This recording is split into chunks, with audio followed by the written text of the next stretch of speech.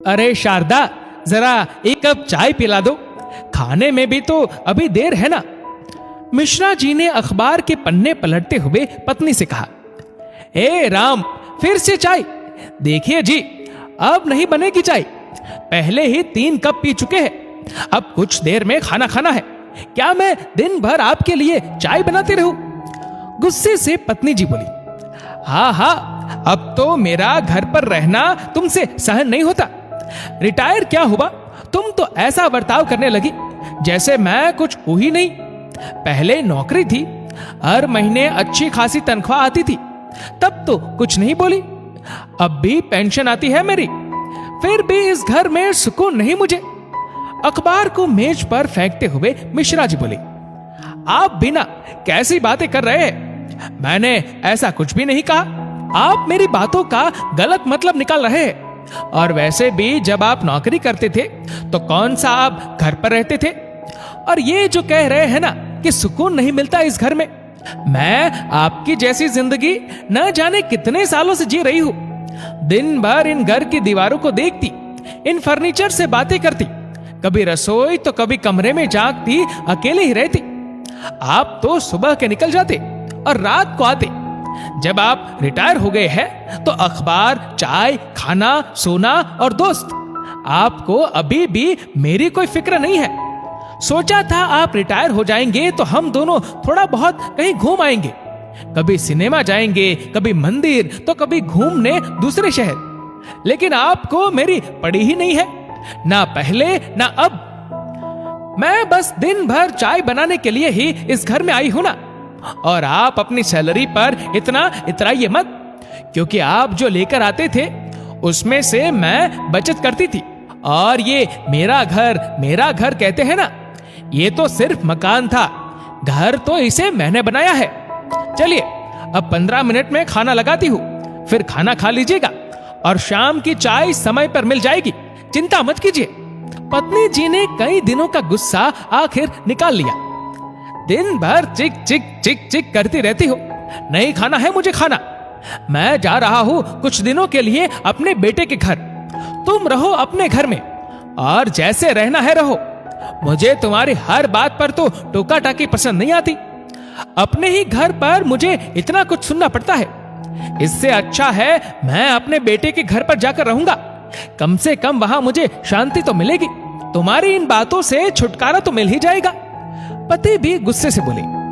जाना चाहे बिल्कुल चले जाइए, कल जाते हैं आज चले जाइए, मैं बिल्कुल मना नहीं करूंगी। लेकिन यह भी सुन लीजिए कि वहां कोई नहीं है जो आपको गरम गरम रोटी बनाकर खिलाएगा, ना ही दिन में 4 बार चाय बनाकर लाएगा। आपका बेटा और बहू दोनों ही नौकरी करते हैं, सुबह जल्दी निकलते हैं, देर रात आते हैं। अपने लिए खुद ही बनाते रहिएगा अपनी चाय और अपना नाश्ता। पत्नी जी पैर पटकती कमरे में चली गई। दोनों के बीच की तू मैं में कुछ ज्यादा ही बढ़ गई थी कुछ दिनों से। पति जो रिटायरमेंट लाइफ अपने तरीके से एंजॉय करना चाहते थे, वहीं पत्नी जी अपने तरीके से जीना चाहती थी। शादी के 45 साल हो गए थे, अब तो एक दूसरे की इतनी आदत हो गई थी कि अलग रहना संभव ही नहीं था। पत्नी जी खाना बना चुकी थी, लेकिन रूठ कर कमरे में बैठी थी। पतिदेव भी परेशान थे। इस बीच बेटे का फोन आया।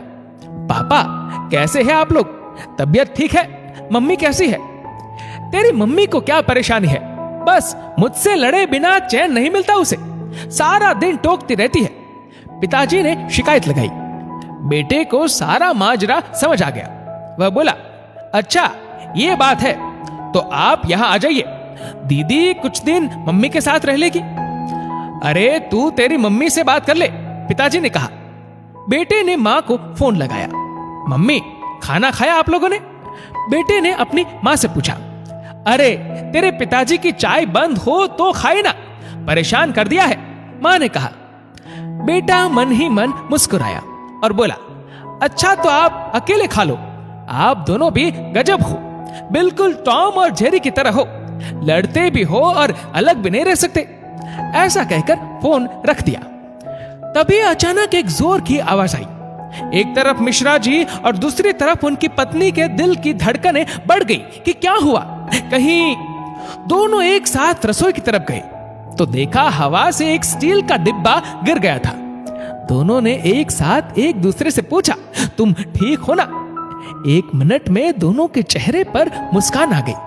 वो दोनों जानते थे कि दोनों ही एक दूसरे की कितनी चिंता करते हैं। एक के बिना दूसरे का गुजारा नहीं होता। मिश्रा जी बोले, अब खाना परोस दो प्रिय, बहुत भूख लगी है। चलिए आप फ्रिज से ठंडा बूंदी का रायता निकालिए, आपकी पसंद का लौकी का कोफ्ता बनाया है। पत्नी जी मुस्कुराते हुए बोली, दोस्तों, शादी एक ऐसा रिश्ता है जिससे कभी प्यार तो कभी तकरार होती है, लेकिन एक दूसरे की फिक्र करना कभी खत्म नहीं होता। छोटी छोटी अनबन को तुरंत सुलझा कर आगे बढ़ना ही विवाह की कसौटी है।